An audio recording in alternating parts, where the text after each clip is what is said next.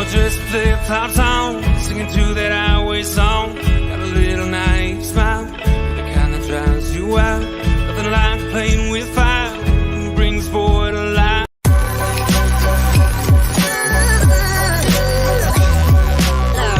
The following is a presentation of the Belly Up Sports Media Network. 1420 Sports Bar Podcast, Yankees Week in Review. Listen in throughout the baseball season as we will go over the week that was for the New York Yankees. We'll talk about what went right, what went wrong this week, this day in Yankees history, Yankees birthdays, and predictions of what the Bronx Bombers record will be at the end of the upcoming week.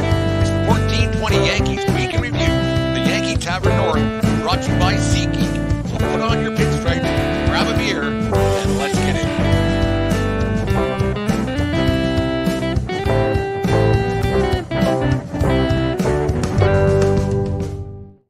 All right, 1420 Yankee Week in Review brought to you by SeatGeek.com, the SeatGeek app. Use promo code 1420pod at SeatGeek.com today and save yourself $20 on your first purchase. Remember, we are part of the Belly Up Media Network. Go to bellyupsports.com for all their great articles and other podcasts out there before. Make sure you listen to ours first, and make sure you listen to the Fan in the Van podcast. Joined today by the man, the myth, the legend, the fan in the van himself, Jim Plotner. Jimmy, how you doing today, my friend?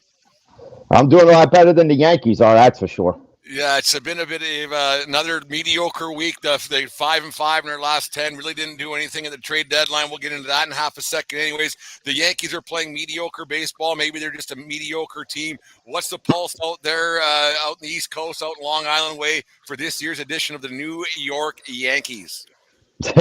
Mediocre, and they just fucking suck. That's really it's not only just Yankee baseball, it's Met baseball too.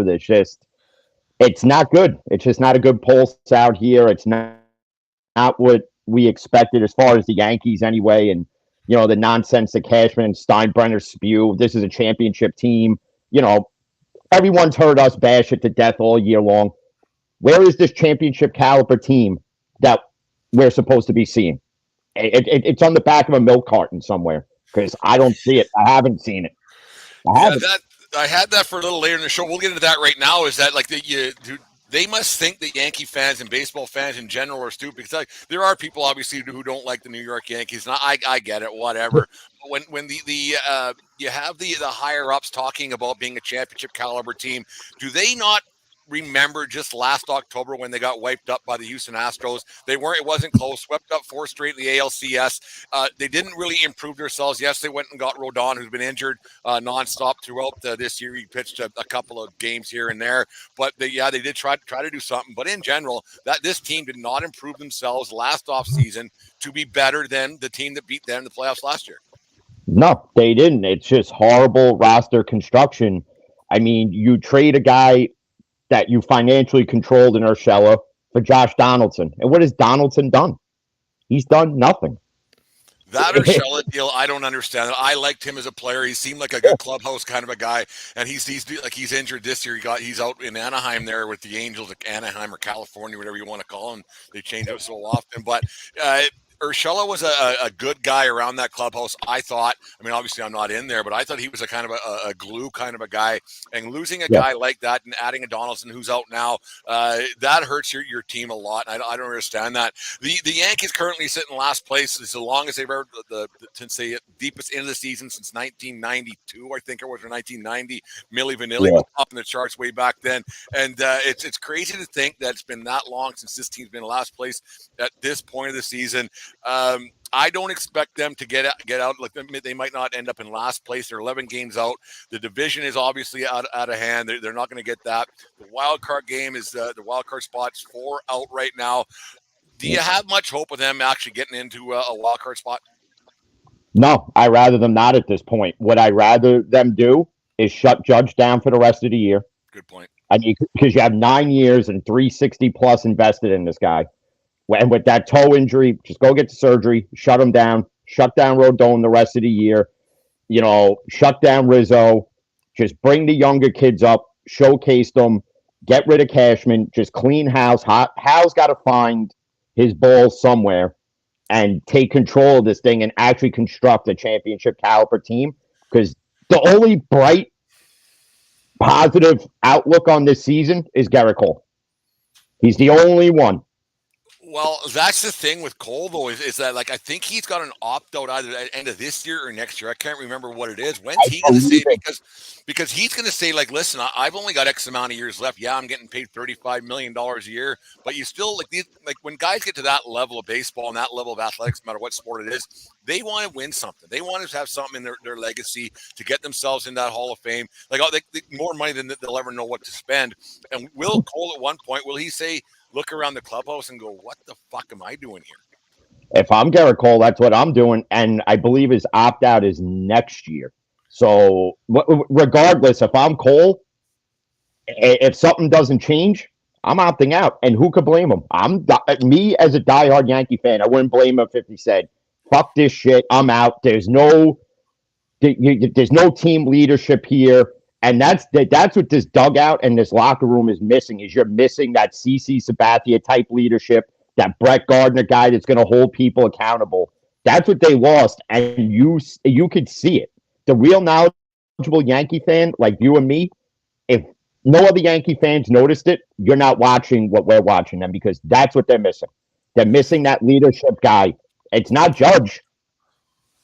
It's not. Yeah, he doesn't seem to be the guy. Like, yeah, just imagine how bad this team would be without Judge on it. If they would have lost on the Judge sweepstakes last winter when they almost did the arson Judge situation in San Francisco, if that would have been the deal that shook it, think how bad this team would be without Judge. Yeah, they would have found a spot here and there and had that 30 million, 40 million, whatever it is that they're spending on him. But this team would have been even worse than they are now, obviously, without him, because when he was out for the injury that he got on the toe back in LA, I think it was in June, they were awful, and they've been awful ever since. He hasn't really done it. At least he hit a home run last night, and he does enough. And it's weird how, like, baseball is such a individualistic but a team game, like how one guy can make that much of a difference. And it's just a badly constructed roster. It's awful. And you can't just rely on Judge. And both you and me have been on record in saying that you got to rely on the other 8 guys around you. And yeah, when Judge is out, this is a completely different team. They can't hit, they can't score, they can't do anything.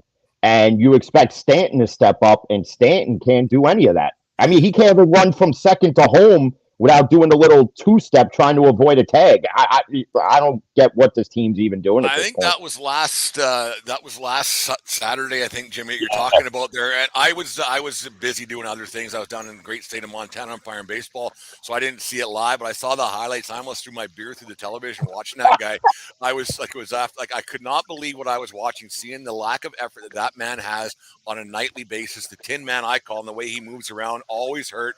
He doesn't seem like I obviously I don't know what goes through the guy's head and how he operates, but the guy just doesn't seem to have that competitive spirit in his body, and the guy doesn't seem to have that next level to him. He's hitting 208 this year, and I don't care. Like, I don't give a shit, all these metrics and analytical guys and on and on and on. If you don't get on base, you won't win baseball games.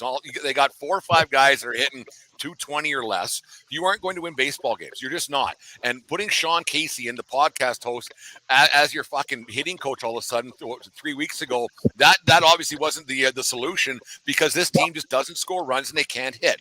It's an organizational flaw somewhere in there that these guys are taught in the minor leagues or wherever they get there. They don't hit baseballs. And you hate to go back 20, 30, well, it's almost 30 years now when the Yankees were winning World Series, man. We're getting old, Jim. But one of those things when, Paul O'Neill was hitting 330, right? Yeah. Derek Jeter was hitting 300. You had guys up and down the lineup. Yeah, they're Hall of Fame kind of guys, but baseball hasn't changed that much. I don't understand why there's this get away from batting average and getting on base. I don't get it. I don't either. And to Yankee fans that thought bringing Sean Casey in was going to solve every problem this team's got, you couldn't be more wrong, because that's not the only issue. The hitting coach wasn't the only problem, and people are celebrating it like as if we just landed like the biggest free agent in baseball, like as if we all of a sudden struck a deal to get Ohtani before he became a free agent, And those who think Otani's coming to New York, he's not. No, he's staying on the West Coast. It's if he wanted to come to the East Coast, he would have when he was posted. He's never coming here. So stop with that. He's not. Stop with it. He's going to go to the Dodgers, and he's probably going to be the first billion-dollar baseball player. 100%. The Dodgers will overpay by millions, and with Otani, they're going to do it by a lot of millions. That's going to become billions. It's going to happen. It's going to be insane when that comes through this winter. It'll be day one of this winter. That deal might already be done. This Yankee team, it's frustrating to watch, and it's frustrating to behold. Like you talked earlier on about Anthony Rizzo having him shut down. How it got to the point, and it seems to be a thing that like with this Yankee team for quite a few years, their training staff they find a way to mumble and fumble and bumble over themselves. Like the judge thing, they didn't know what was wrong, and then you look at doctors. I don't know who their doctors are. Some guy next to the Yankee Tavern out there in the Bronx. I don't know what's going on there.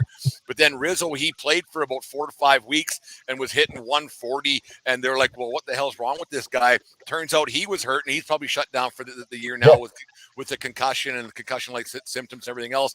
Like how inept is this team top to bottom? Yeah, that they get this wrong year after year. Cortez is out again, and then they got Rodon's out, and I don't know what the heck's going on with Frankie Montas. He hasn't pitched a game in Yankee pinstripes, I don't think, since they got him from Oakland last year, which we were both happy about.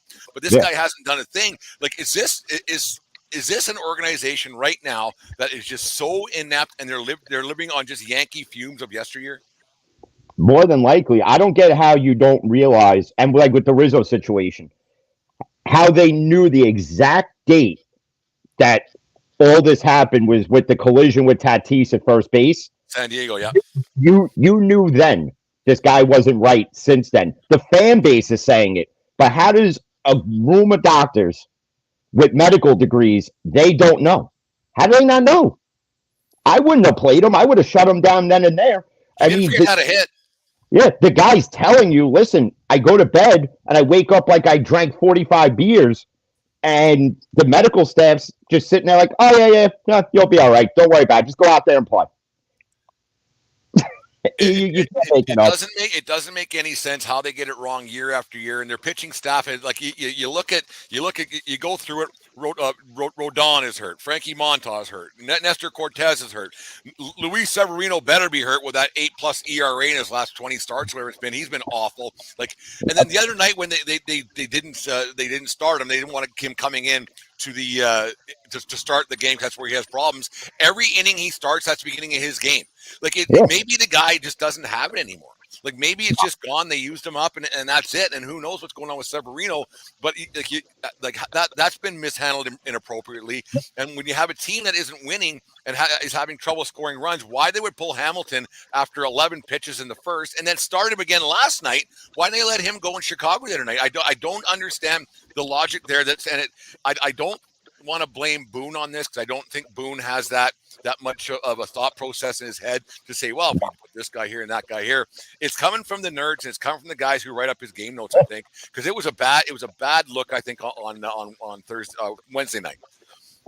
Who knows? Maybe John Boy Media is telling them who to start and who to pitch and who to whatever. Who knows? The most punchable face in sports and podcasts, John Boy. Yeah. I for one, the ineptness really starts. It starts at Howe, and it just works its way down. I think Cashman is just too comfortable in his role, where he can just do as he pleases, and there's no repercussions for it. And I think Howe's got to realize at some point, listen, thanks for all you done, Cashman, but you can't keep living off the past history of the Yankees when you're trying to create a new one with new faces and new names. So you're gone. Give Derek Jeter the shot at being a GM. I don't know. I mean, it can't get worse at this point. You know, I didn't think that when Jeter was still he resigned for whatever, he gave up his ownership rights or whatever stake he had with the Miami Marlins. I think there's no way he's going to be any part of the Yankees management. But now that Andy Pettit's in there and as a part-time pitching instructor, maybe Jeter isn't that far behind, and you don't want to live in the past, but like a new voice might not be the worst thing for this team. Like you said, like you listen to I listen to Michael Kay show a lot, 98.7 ESPN in New York there, and Kay, every time that someone says fire Cashman, he's no good, blah blah blah. Kay's immediate response is he'll have a job tomorrow somewhere else in baseball. Well, give it a shot. Maybe it's just time to go. Maybe you are brilliant, Cashman. Maybe you are the guy who's got it going on. Maybe you're a fantastic manager. I haven't seen it, but in the last 10 years. But the thing is, with Cashman, maybe it is time to say see you later and go somewhere else, because right now what you've constructed, what you're doing, what's coming up in the minor leagues, who knows? Like maybe this next 6 weeks, whatever's left, there's 40 games left this season. Maybe what they do is they say, okay, Cashman, here's your tryout too. Here's what your resume is built on, because we aren't doing fuck all this year. Bring up that Dominguez or whoever else from the minors and say, here it is. What do you got? What do we got? I mean, got nothing to lose at this point. You might as well bring up Everson Pereira, bring up Esteval, bring them all up. Bring Austin Wells up, whether they're ready or not. Let's showcase what we've gotten rid of to bring in these kids into the farm system or drafted, and let's see what they got, because eventually at some point they're going to have to come up here and they're going to have to produce. So let's just get a small sample size in these last 30 to 40 games and let's see what they got. And maybe if they can produce a winning record and maybe get out of last place, they may just barely save Cashman's job to where he gets another year, even though he's already got an extension, where, okay, we're not going to get rid of you. Let's see what you do now with these kids starting next year with Judge, with Cole. Get rid of Severino. Let Donaldson walk. Get aggressive in free agency. Stop with this fake luxury tax nonsense. Open the friggin' checkbook. Open it. Open it. Steve Cohen does it. Jim, I think you have to open up the checkbook at this point, because because otherwise, what are you doing? What are you doing signing Judge to $40 million plus? What are you doing signing Cole to $35 million plus? What are you doing having Stanton at $25 million plus or $30 million, whatever? I mean, the Marlins are still on the books for a little bit of his salary, but like, what are you doing? If you have three guys at just under $100 million, you don't have any choice but to go for it. And to fill the rest of your roster with guys who forgotten how to play baseball, like it's odd to see. LeMahieu's got to be hurt as well, because there's no way. Yeah, I can see his power numbers going down, but to forget how to hit the baseball and to not be hitting for average like he usually has. So I think there's got to be something wrong with him. And like we said, with the medical staff, you just don't know. But like, what is Cashman and the Steinbrenners doing with this payroll that's inflated and getting nothing from it? But not, like I said, you have these three guys that are making how much money? You don't have any choice but to then add Rodon, whatever he's making a year. You don't have a choice, because you're spending $120 million on four guys. So you have to go for it the rest of the way. You don't have a choice.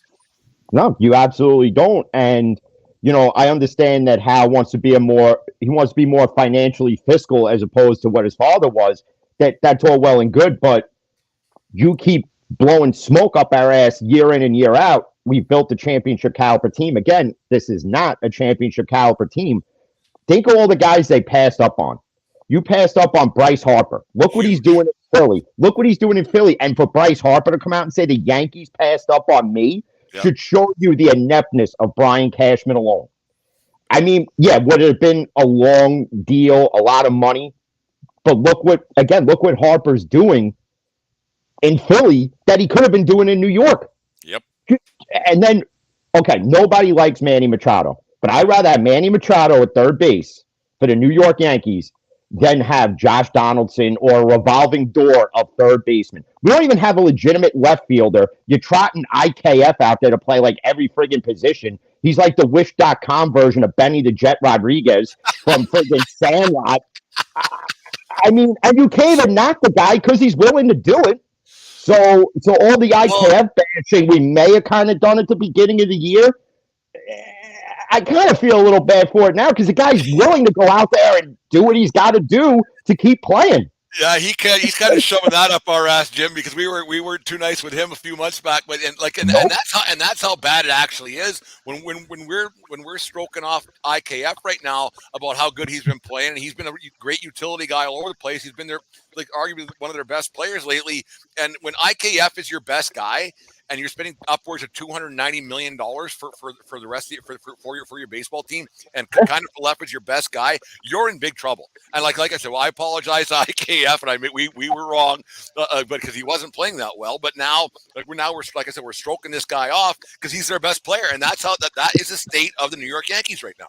Yeah, and that's pathetic when IKF is the talk of the Yankees when it should be Judge, Stanton, it should be Cole, it should be Gleyber Torres, it should be DJ LeMahieu, it should be all these guys, but it's not. We're talking about how good IKF has been. Yeah, it's absolutely insane, like how it's all turned out. Like I expected, like I thought that Cortez was going to have an off year compared to last year. I thought that was kind of an epiphany a little bit that he was going to be like, having the great year like he did last year and trying to replicate that because he's a very good pitcher. I don't think he's a great pitcher. He's not like on Cole status by any means, but the rest of this everything like you go down the lineup and then they didn't do. What bothers me a lot is that out of one side of their mouth, they're saying it's a championship caliber team. You look in the standings at the trade deadline, and you're like, well, they can't be. Yes, they have injuries, but every team gets injuries. Every team gets hurt, no matter what. And the only thing they did was went and got Kenyon Middleton of all people. Kenyon fucking Middleton. Who is this guy?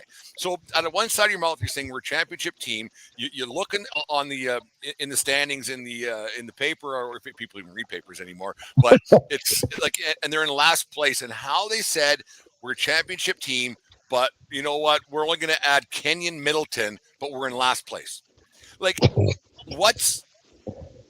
do they think that that Yankee fans are that stupid? Because I think we're actually, we're a finicky bunch and we can be a bit loud sometimes, but they can't think that Yankee fan, I like to think is in general pretty smart.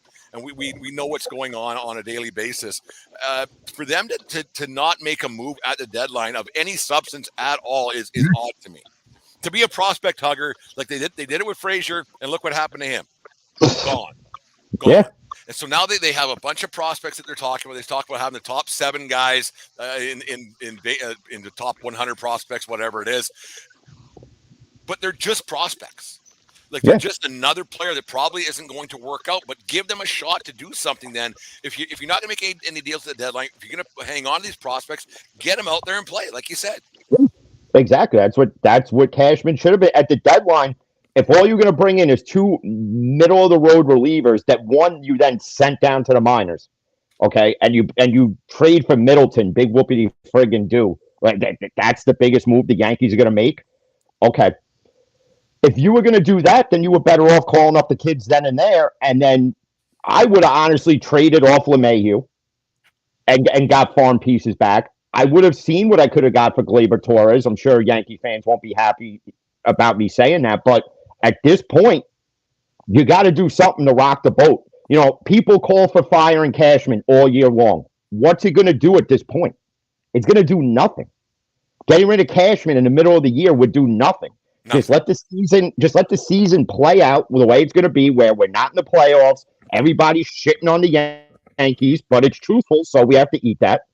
And then you fire Boone. Then you fire Cashman. Then you let certain guys walk. And then bring in a GM that's going to tell Hal, listen, give me the fucking checkbook. Just sign the check and let me worry about the dollar amounts. The Yankee empire as a whole makes money hand over fist. They have more than enough money and then some to go out and overpay for talent. They do. Don't tell me they don't, because they do.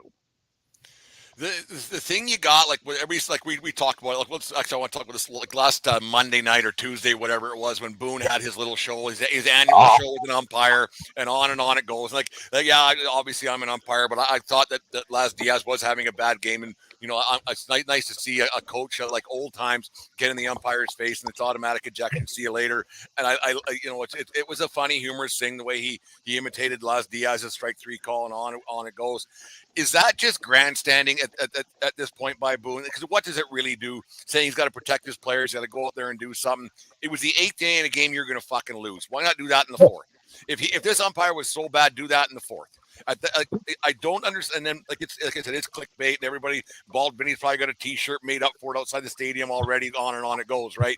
But is it just grandstanding by Boone at this point? Because what does it really do? What does it actually do? It does nothing other than it's a smoke and mirror show to distract the casual fan from the fact that this team fucking sucks. And I commend Aaron Boone for going out there, sticking up for his guys when the umpires make bad calls. But at some point, when does all this, like, as some people like to call it, these unnecessary actions of Boone, where he's imitating Laz Diaz and drawing a line in the dirt where the strike zone is and where it's guys not are savages and whatever it was a couple of years back. And when does that just get too old to the point where even the casual fan goes, yeah, I really don't want to see this anymore? And when are the Yankees going to realize that this isn't how a manager should act? I mean, we've seen legendary managers do it. Lou Piniella and, Tony La Russa, Bobby Cox in Atlanta. We've seen it. It was great then, but it ain't so great now. And maybe because it's Aaron Boone doing it. I don't know. But it's fun for John Boy Media to make their stupid little shirts and then tell Aaron Boone about it on their Tuesday or Wednesday show when they're afraid to ask him the questions that a real Yankee fan would ask. Like, why does this team suck? Why can't you manage? Who's really managing the Yankees, you or the nerds in the basement? Who? Yeah, like the thing about, I'm glad you brought that up a little bit. Like, is it like 20 years ago, 30 years ago, Lou Piniella and Billy, we go even go further back with Billy Martin? Yeah. And like it was interesting back then because athletes were built differently back then, and sometimes some motivation was just it happened because a lot of these guys back then, they were just happy to be there in the big leagues. And they were happy to be. They weren't making much money back then, but now these guys make so much money. Even a bench guy's making how much money when it comes down to it. So having the this fake motivation, probably a lot of these players, because they grow up privileged, they're told how great they are from a very young age nowadays. They probably look at the side of their face and go, yeah, right on, man, right on. They don't like you. A few weeks back, I think you commented on it on Twitter there that the way the Yankees were losing, Rizzo was on the bench laughing, and you had Stanton laughing, and on and on. Like, I don't think these players get motivated by wins and losses that much anymore. Where it's a lot more they're worried about the almighty dollar and their image per se. Yeah, well, you wouldn't have seen that if Brett Gardner was on this team. He would have been like, sit your fucking ass down. We're freaking getting destroyed out there by teams we should be beating. And yeah, no, Volpe, you're not going to stand up there chewing gum, laughing, looking at the iPad with Rizzo and Judge, looking at whatever new friggin' meme is out there all of a sudden. Yeah. No, use the iPad for what it's for. Watch friggin' game film while the game's going on and see how you could do something, maybe get a hit, score a run, spark something other than sitting there laughing and having a fucking circle jerk in the dugout, because it's ridiculous. And that's where this team chemistry and the leadership is not there. And Aaron Judge should be the guy. If you're the captain of this team, you're the captain. You should be saying something. Your voice should be the loudest in that dugout, louder than Boone, louder than Howe, louder than Cashman. Aaron Judge should sit there and say, I decide to stay here to preserve my legacy. I could have went to San Francisco and been known as Arson Judge and made $400+ million for over a decade, but I stayed here because I believe in this team, and you're making me look like an asshole.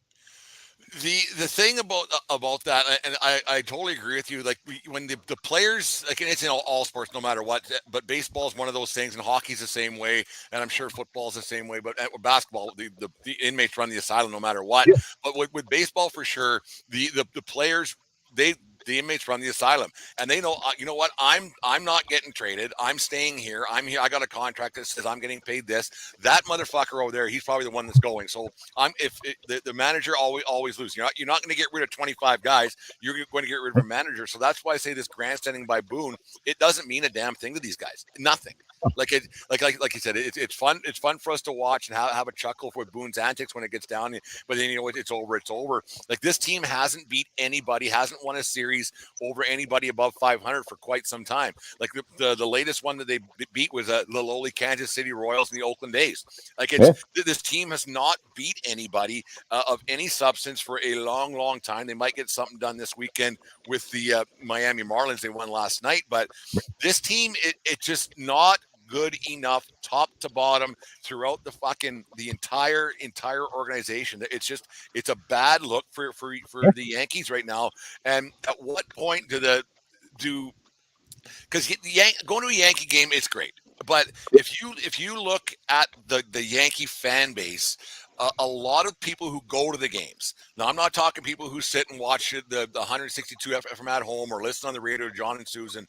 But if you go to a Yankee game, there is a good percentage of people who are at those games. It's a big frat party. They don't give a shit who's winning these baseball games. Like, you got a bunch of girls taking selfies in the stands and posting on their Instagram or TikTok. Like, it's not a fan base at the game itself that is interested in the game. And I think that is something that once those people get kind of tired of it, or the people who go to the games, like, one of those two factions isn't going to go anymore. And once Cashman and the Steinbrenners realize that our fan base that goes to games isn't actually that strong. It really isn't.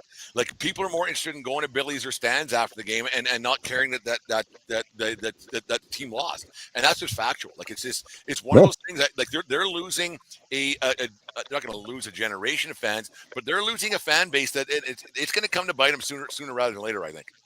Well, that's the thing. When you built the new Yankee Stadium, you outpriced the casual, normal fan who used to go to the old Yankee Stadium, where in the big moment, when I used to go to the old Yankee Stadium, I was afraid that place was going to cave in because everybody getting all excited. This new Yankee Stadium, lately, it's like, I hate to say it, it's kind of like going to a funeral. It's just grim, quiet. It's not as exciting as it once was. And if that's not a sign to Cashman and Steinbrenner that they need to fix this, then I don't know what is, because at the end of the day, all they worry about is how much money we, the fan, are spending once we go through those gates. $25 for a friggin' margarita in a cup this big, or getting a daiquiri this big for like 30-something bucks, buying a hat for $70 when you could have went on Fanatics and used a promo code and saved 20%.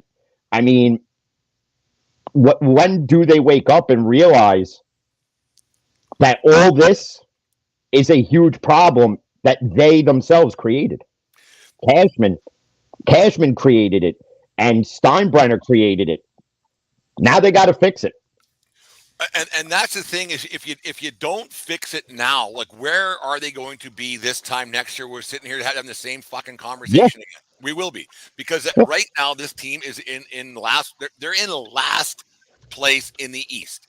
Baltimore isn't going to get worse in the offseason. They're going to get better. They might add a couple of bucks if their owner, whatever might happen there. That's a whole nother story for another day. But you have Tampa, who's been consistently good for a long time. They aren't going anywhere. You have Tampa Bay. I said Tampa. They have Toronto, who's going to get better. They have money. They're not afraid to spend money. They got that going on there in Toronto. So you have three teams just in your division who are already ahead of you.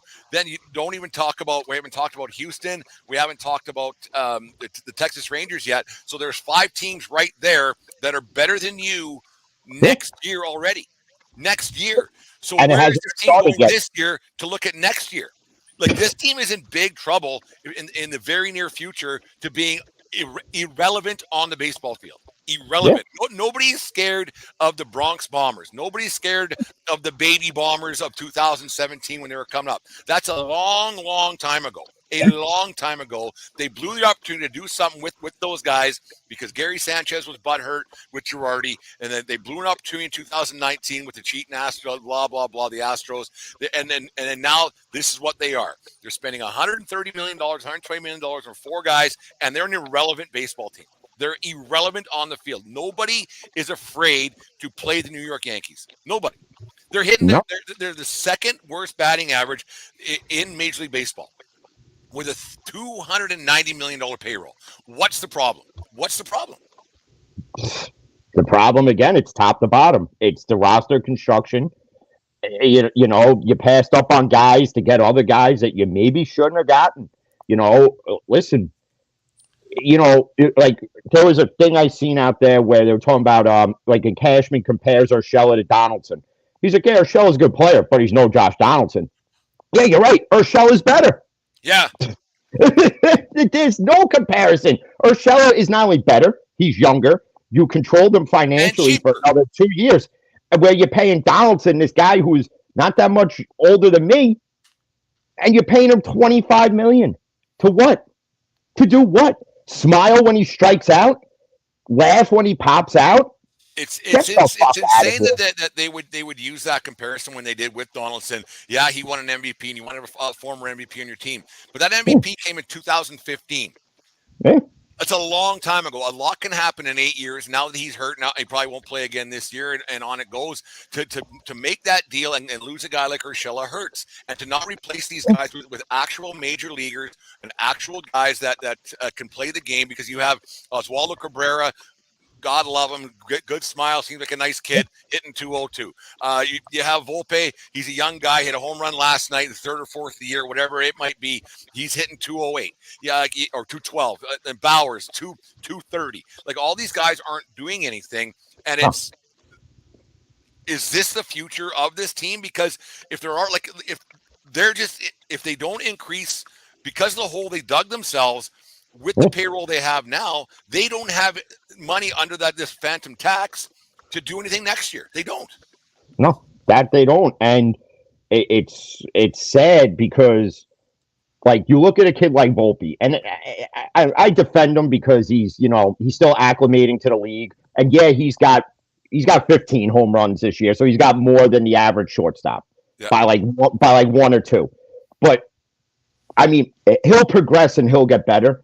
But it's these other guys that you have to look at and say, are you going to be the guy that helps us get back to what we were or could be, as opposed to, are you hurting us? And right now, the Donaldsons of the world are hurting us. The Severinos of the world are hurting us.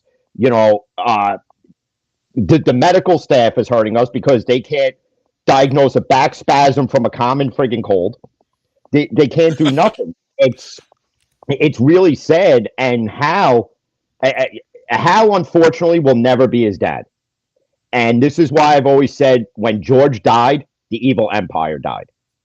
It died. I don't know what this empire is, what it could be, because if Cole decides not to opt out and he stays here, and I would be shocked if he doesn't, and you don't win a World Series, at least 3 with Judge and Garrett Cole on your team, this will be known as the biggest failure, not just in baseball, but of all sports. This will be labeled the biggest failure ever, and rightfully so. So, Hal, you got to wake up, and you got to take the reins of this thing and say, listen, this is not a championship caliber team. He questions why the fan base is so confused, or angry. Why are we angry? Do you watch the fucking product? Do you? Does Hal watch the product? He exactly. He must not. I don't even think Cashman's watching the product, because these two are fucking just talking out of their ass all year. You just wonder where this team's going to go. Like, something as simple next year. Now that you had Verlander, and then you had him leave the Mets. Cole could end up as a New York Met after next season very easily. Cohen's got the money to do it. He's got the money to do it. He said, we're not going to be competitive in 2024, but 2025, we're looking to do something. We took a swing and a miss with Scherzer and with Verlander, and it blew up in their face. And this guy's not afraid to spend money. Cole could just go across the city and play for the Mets in 2 years very easily, if he sees that this team isn't doing anything. And I don't see them doing anything. Like, they're not a championship team. Like, it's not even close.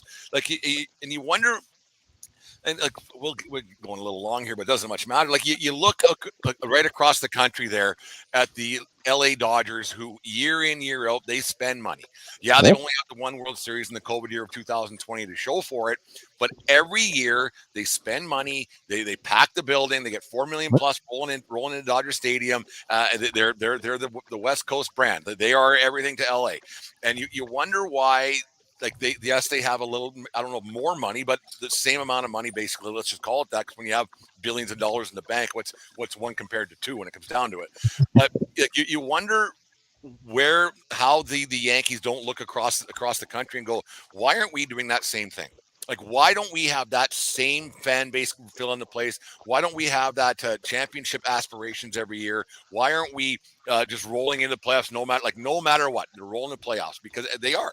Like every year they roll into the playoffs, and it's like, okay, they might not win every year, but giving themselves a chance. And the thing with the Yankees, they're going to say, yeah, we're in the playoffs every year, but are they really? Like really, like they are. Like you win a wild card here and there, but they don't have playoff aspirations. And the worst thing you can be at any point in your life is mediocre, because you're just close to the bottom as you are the top, and it takes a little bit of just takes one bad week, and all of a sudden you're under 500. Then there goes your season. And this franchise has been closer to mediocre than great for a number of years now. Yeah, and I think Hal and Brian Cashman have accepted that. I mean, you look at the Dodgers; I consider them the West Coast Yankees, 100%, because that's what the Yankees, what the Dodgers are doing now, what the Yankees used to do. So the Dodger ownership embraced that George Steinbrenner type style, where it's, okay, we'll overpay for this guy. Yeah, you know what? We want to win now. We're trading for this guy. Don't care what we give up. Don't care if we deplete the farm. Don't care if I got to pay Mookie Betts an extra $20 million over the course of however long his deal is. We're getting this guy, and then we're keeping him. Don't care if we overpay Clayton Kershaw, even though he's injury prone as of late. Like, the Dodgers are in it to win it every year. How is Cashman and Hal not seeing this and going, shit, we got to get back to that? Listen to it's right there in front of you. I was listening to, I can't remember, it doesn't matter which show. I think it could have been just Michael Kay show, and they said the Yankee fans are saying that the Yankees don't care if they win. Look how much money they spend year in, year out. They must care to be spending that kind of money. Maybe it's your scouting staff then. Maybe it's your scouting staff. Yes, you're spending a lot of money, and yet, yes, you're giving you pretend you're giving yourself a chance to win, but maybe it's just your scouting staff that's not getting it done properly. Maybe it is your fucking your bench coaches and your hitting coaches and everything else that your analytics guys, your nerds, or whatever it might be. But something's not right if you're spending that much money and the other teams aren't. Like the Baltimore Orioles aren't, and they're never going to, and they're 11 games up and $220 million less in payroll, and they're 11 games up on you. It's time to look at yourself in the mirror and go, what are we doing wrong? What are we doing here? I mean, look at Tampa's scouting department. Year out. How many guys have they traded off when they've had big years, got the pieces that they wanted because they scouted correctly, so they knew what they could get if they traded, say a Austin Meadows or whoever else they've traded off to get guys like freaking Randy, or I can't even pronounce his last name. Rosarina. To bring in a guy like him, or to bring in all these other guys they brought in, and still with $200 million less than what the Yankees spend. Same thing with the Orioles, and how these two are 1-2 in the AL East. I don't get it. Like Steinbrenner must think, okay, what the hell's going on here? Those guys spend nothing. I spend $280 plus every year, plus whatever I got to spend on the tax threshold, blah, blah, blah, $300 million, whatever it's going to be every year. And we don't do a fucking thing. We don't even come remotely close to being that championship caliber team. Yeah, you make the ALCS where they got swept aside by the Astros. Like, it must drive him crazy. Like, what kind of spell does Cashman have pictures of fucking Steinbrenner blowing a goat or something? Because he has to hold something over their heads to say, hey, let's spend $280 every year and not be close and actually regress year in, year out. Because this team's regressed right now. They're not close. Without a doubt, they've definitely regressed. And Cashman's got to have something on Hal to be here this long. He's got to have something. I don't know. Maybe it's pictures of him doing blow on his desk. Who the fuck knows? But the fact that the Yankees were supposed to have this best rotation, where you were supposed to have a healthy Frankie Montas, a healthy Severino, Cortez, Cole, and then you're supposed to have this dominant lineup, and we're discussing the fact that Baltimore is better than us, the fact that Tampa is better than us, the fact that Toronto is better than us, the fact that the fucking Boston Red Sox are better than us. who was supposed to be mailing it in this year. They said we're not going to be good this year. They flat out said it. Yeah. And they're still ahead of the Yankees. I'd rather Cashman and Howe say, listen, we're not a championship team. Accept it for what it is. And maybe we wouldn't bash them so much or be as vocal as we are. It's like, okay, well, if they're saying it, then I'll accept it this year. But next year, I'm not going to accept it because this time next year, or even at spring training, we already know what Cashman and Hal are going to say. Yeah, we constructed a championship caliber team. Yes, we've let the fan base down. And then after the All-Star break, they'll trade for some other BS fucking reliever again because they'll be in the same spot again if they don't do something at the end of this year. And this offseason will prove what 2024 is going to be for the New York Yankees. It's going to prove it. In 2016, when they brought those guys up, when Judge first came up and they traded Chapman, they made some other deals in 2016, you were like, okay, this team isn't very good. We accepted it. In 2017, all those guys, they overproduced, and they was one of my favorite Yankee teams in recent memory, and they gave it a shot. I would rather, like you said, I would rather them be honest, give these guys a shot and say, you know what, we're not that good. Give these guys a shot. Let's see what we got. Because the guys they have now stink. They actually stink.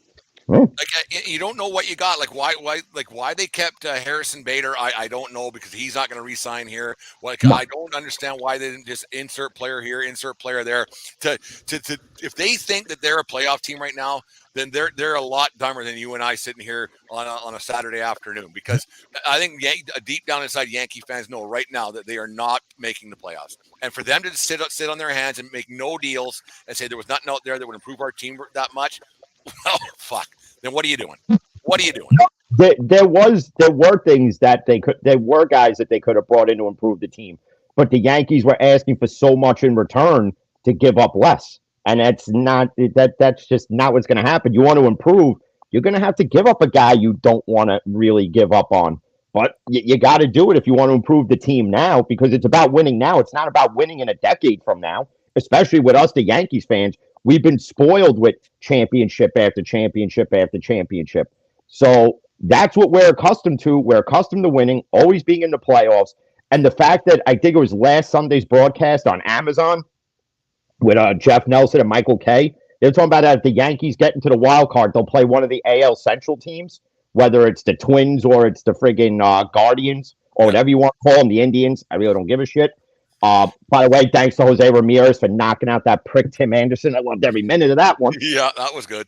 But the fact that Jeff Nelson said, well, if the Yankees could get that wild card and play one of those teams, yeah, they'll make it to the next round.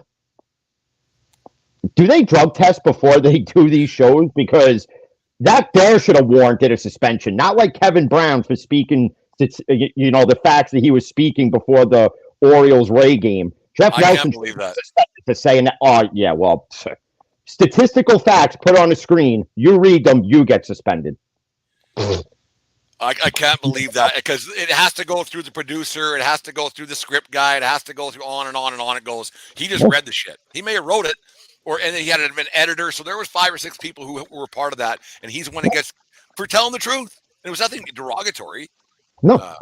I had to watch that video 4 or 5 times to see maybe did he slip and say something that should have been said. And all it was, yeah, we're not that good against the Rays. And all of a sudden, get suspended for it. And then the backlash for it, I loved it. Everybody and their mother was taking a shot at it. During the White Sox-Yankee game, one of the White Sox broadcasters was saying something. And he goes, I hope the Orioles management don't suspend me. Yeah, no, it's crazy the way that turned out. And we'll get going here, Jim. But this Yankee team, if they don't do something like to me, they're not making the playoffs. And for Jeff Nelson to say if they're getting into the wild card spot, I mean, it's they got to jump a few teams and then try to get in there. I personally don't think they will. And by this time next week, we'll probably be saying it's going to be worse before it gets better. If they don't make the playoffs, and if they have and they don't bring any of the younger guys up, is it basically what do you think that what do you think they should do, and what do you think they're going to do? Well, if they don't bring any of the younger kids up to showcase them, Cashman's got to go. Even though Hal's saying that's not on the table, I don't know how that's not on the table for discussion at this point. That's been on my table for discussion for the past friggin' 8-9 years. Okay. You gotta realistically, even though it won't happen, it should happen. Boone needs to go. Cashman needs to go. The whole coaching staff needs to go. Implode the whole friggin' thing. Don't re-sign Harrison Bader. Yeah, he's good for a game here or there, but he's Always injured. hurt. But he always gets hurt. I mean, he freaking gets out of the shower, stubs his toe. It's like Johnny Damon 2.0. Not Johnny Damon. The other guy. Jacoby Ellsbury. Ellsbury 2.0. Holy fuck, was that a wreck? Ellsbury. Is he still getting paid or is he done yet? Probably. Who knows? Either the Yankees are paying him or Affleck's paying him. I don't know. Somebody's paying him. But if you're gonna think, if you're Hal and Brian Cashman, regardless how the season ends, if you think that this is still a championship caliber team in 2024, it's not going to be. And if I'm Hal and Brian Cashman, I just immediately just put myself into an insane asylum for those thoughts, because it's not.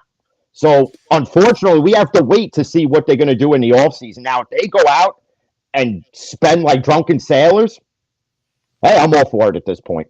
At this point, you got to do what you got to do. The only thing, like, if they fire Boone, which I don't think will happen, because it doesn't matter. You'll just get another Boone 2.0 in there. It doesn't much matter because Cashman's calling the shots and they have the analytics guys. If they don't fire Cashman, Boone sticks around. Yeah, in my opinion. But if they don't have a team that can do it with the way it is constructed now, and the thing is that because like I said, the money that they're already committed to for next year and the year after that, their hands are pretty much tied with what you got. So I think what you see is what you're going to get for the next couple of years. And it's sad to say, like, will the younger guys that they have, will the Volpes, will the Cabreras play a little bit better? Will IKF get even a little bit better? And we'll be calling him the next Hall of Fame Yankee of going and saying really saying sorry to him. You just wonder where this team is going to go and whether the fan base is going to revolt a little bit, because it's not a good look for a team that spends that kind of money. And I don't want to say there's a laughing stock of baseball, but there's got to be a lot of owners and GMs. I could think of 28 others or 29 others thinking, oh, holy fuck, am I glad I'm not the Yankees or the Mets right now? Because you think about what a mess that team is in comparison to two New York teams that haven't done themselves any favors by spending like drunken sailors and getting nothing for it. Like we were talking about how bad the Yankees are in comparison. The Mets are worse.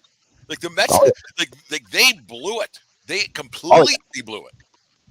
Yeah, you blew it by letting DeGrom go. I think was the smart option, because obviously we see he gets hurt. His third, fourth start of the year? Yeah. He's out again, Tommy John surgery. But the fact that you committed over $100 million into two guys that are combined are almost 100 years old, yeah, and thought that you were going to win with just that, and now you have the New York sports media.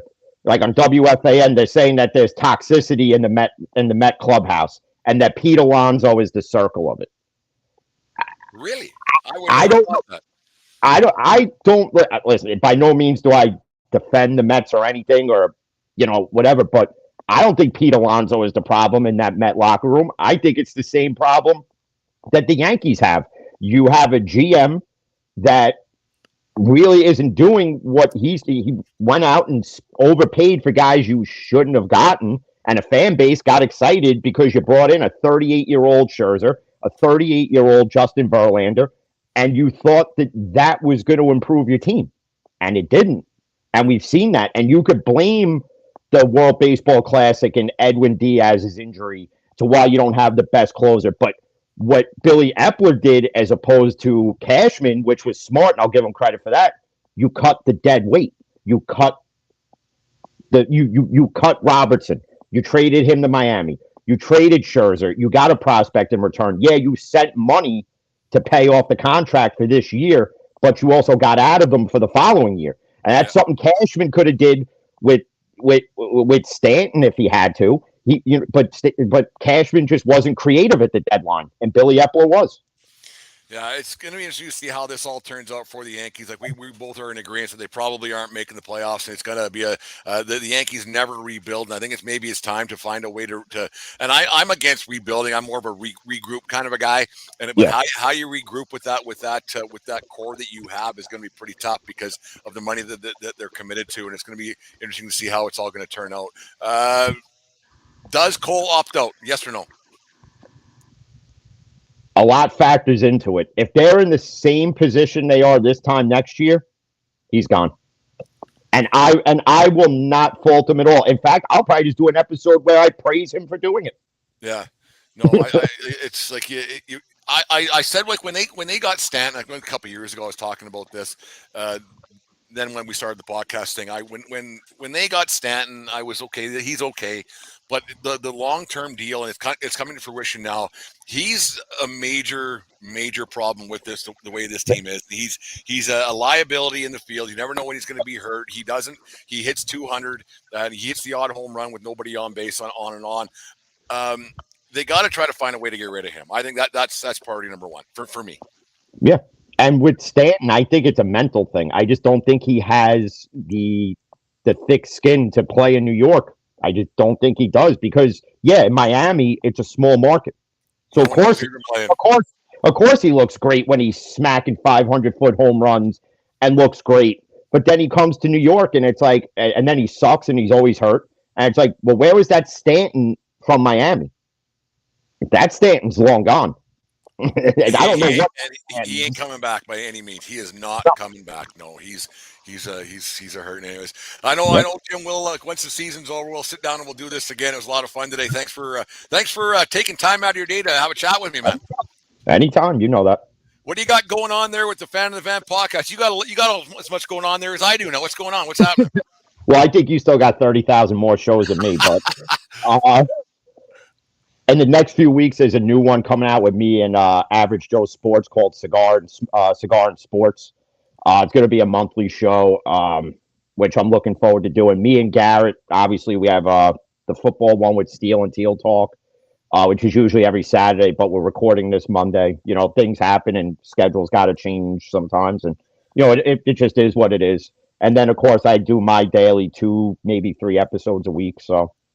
Yeah, it's always fun listening to Jim early in the morning when I get out of bed, and I'm listening to Jim ranting and raving at 5 in the morning. And so it's always a good laugh for me. And he's very opinionated. It's great, Jim. You do a great job. Keep battling out there. I really enjoy listening to your show, and I really appreciate you coming on the Yankee Week review. And we'll have to do it again sometime. Maybe we'll do a 1420. We'll get Dave in here, and he'll talk about God knows whatever it is Dave talks about half the time. It's always a mystery to me before we even get going. So no, a lot of fun. Thank you very much. Who do you got winning the World Series? Right now, I hate to say, probably I'm going to go. Actually, you know what? I'm going to go on the limb. I'm going to go crazy. Texas. That's not a bad choice. Not a bad choice. Right now, it's not. Now, it's not. If they can get a couple of starts out of Scherzer, you just never know. Yeah, that's a very good pick. We'll have to maybe put a couple of bucks down on that anyways. 1420 week Yankee Week review brought to you by SeatGeek.com and SeatGeek app. Use promo code 1420pod at SeatGeek.com today to save yourself $20. Have a good day, folks. We will talk to you guys tomorrow. Monday. Fuck it. Peace, yo. You just listened to the 1420 Sports Bar Podcast. 4 beer with the sports talking a whole lot more. We are part of the Belly Up Media Network. Let's get into it.